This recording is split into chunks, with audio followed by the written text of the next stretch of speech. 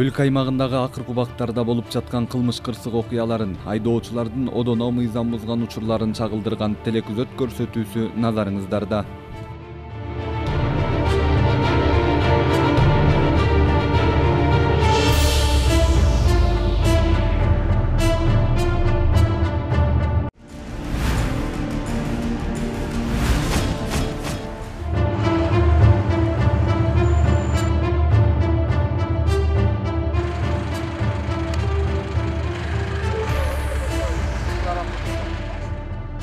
Бул сиздер көрүп жаткан күмүш түстөгү Hyundai автоунаа мамлекеттик номери жок жана терезелерин караңгылатып алган үчүн инспекторлор тарабынан рейд учурунда токтотулду.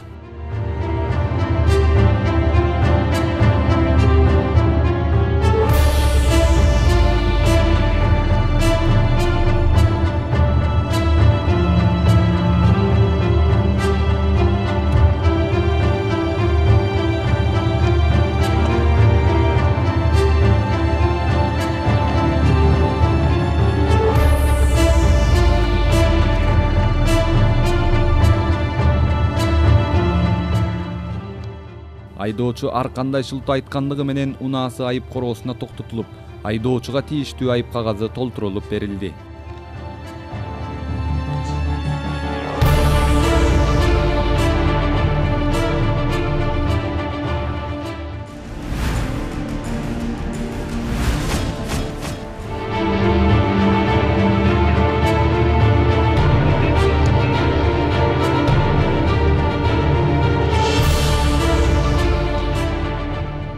Бишкек шаарындагы рейд учурунда 102 бөлүмүнө болжол менен түнкү саат 12 чамасында Аламидин 1 кичи районуна чакыруу түшөт. Биздин ыкчам иликтөө тобу барган кезде батирдин терезесиндеги темир тосмону сындырып, уурулар үйүндөгү керектүү буюмдарын алып чыгып кеткен. Инспекторлор барганда үй ээси үйүндө болгон эмес. Кошуналардын айтымында үй ээси Ысык көлдө болгон. Окуя болгон жерде кылмыш иши козголуп, тергөө иштери жүргүзүлө баштады.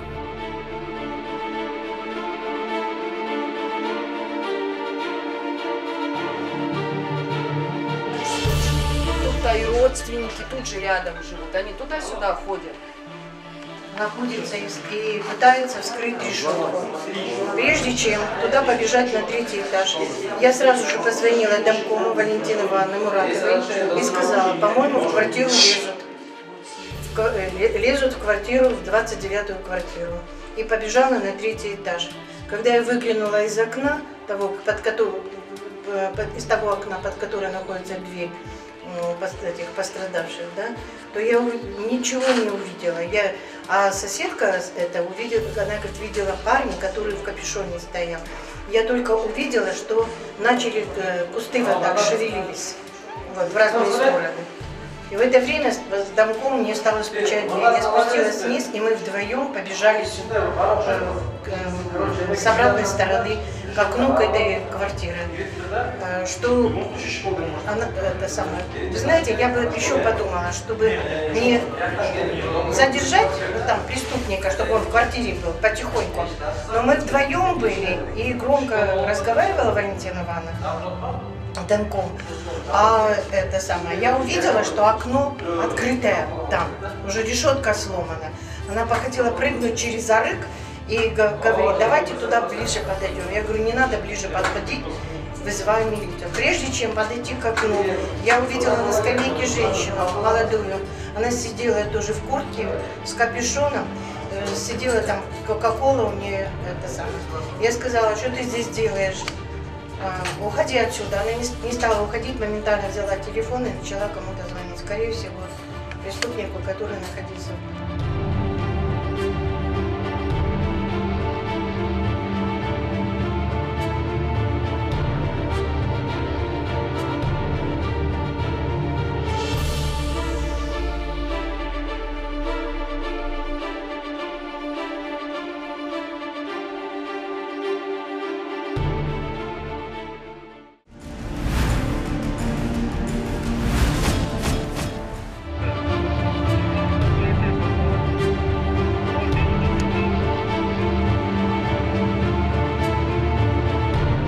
Бишкек шаарындагы рейд учурунда 102 бөлүмүнө Осмонкул көчөсүнө чакыруу түшкөн.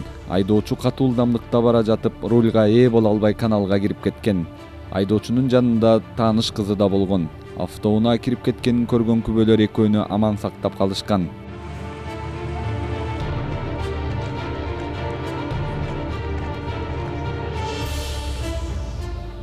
Аман калганына сүйүнүшкөнбү Айтор бейкапар ошол жактагы мейманканалардын биринде жылуу жумшак жатышыптыр. Анан как раз могу жибек жолунун өтө менен бурулганда ошол жерде жашап атсаң болот деди. Ана жакта менен машина сууга карап айдап кетишти. Бирок ошондо Осмонкул менен келат Тронгого келип келаткансыңар да? Осмонкул менен түшүп кетип турбайбы? Мостун. Жиндесизби? Жок, рулга отурган.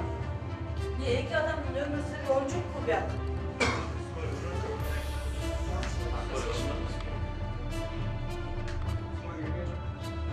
Сөз болсо эмне болот биле? Чылтмас болуп, неге рулга отурасыңар? Анан эмне болду? Айкап эмне болот силерге?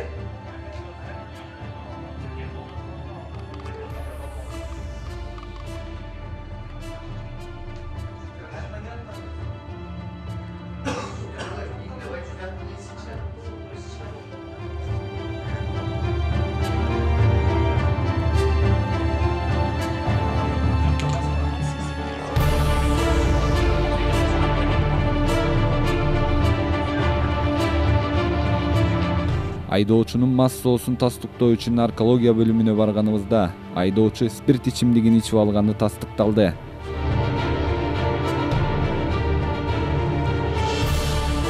Унаасы МЧС кызматкерлеринин жардамы менен суудан чыгарылып, айып короосуна жеткирилди. Айдоочуга тийиштүү айып кагаздары толтурулду.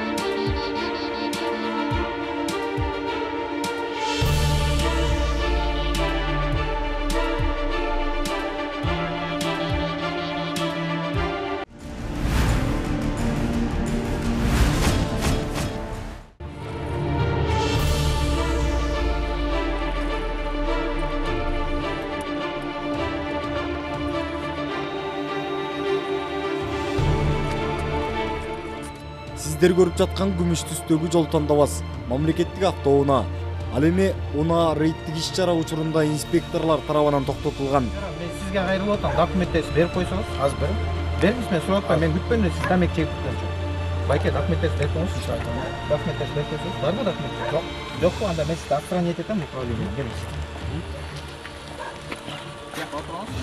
Эмне сен анчалык? Байке, Токтоткон учурда айдоочусунан аралыктан спирт ичимдигинин жыты келип жатты. Бирок ошого карабастан айдоочу жумушка тоскоолдук жаратып, сөзгө келбей, баш ийбестик көрсөтүп, жакын тааныштарына телефон чалып, кырдаалдан кутулуп кетүү аракетин көргөнү менен акыры мыйзам талаасында жооп берүүгө аргасыз болду. мен азыр документ бербеген үчүн өзүнчө протокол түзөм. Бул мен берем. Мен бербем деген жок, берем. Неге айдоочулук милдеттерге ушундай шала кылып мамиле кыласыз экен?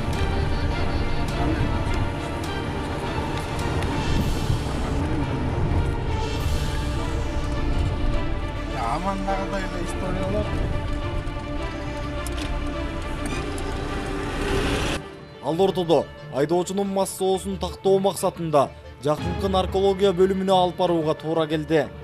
Документтер сакта.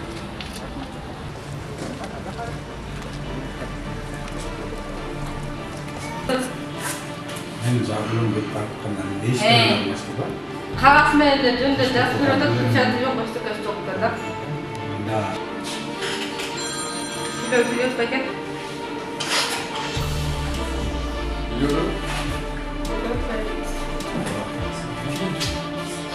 Наркологиялык тесттин корутундусу айдоочунун мас абалында экендигин аныктады.